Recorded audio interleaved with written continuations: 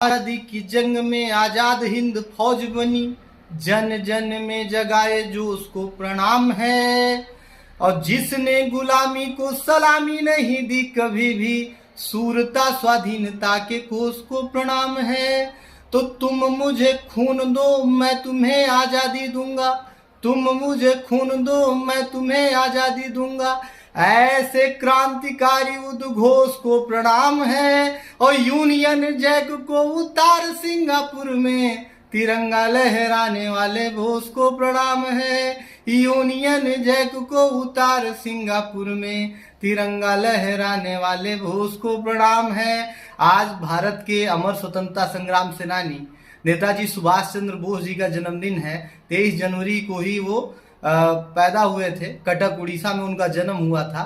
ऐसे विराट महापुरुष को मैं अर्जुन सिसोदिया जी के इस छंद से याद कर रहा हूँ, उनको प्रणाम कर रहा हूँ, उनको नमन कर रहा हूँ।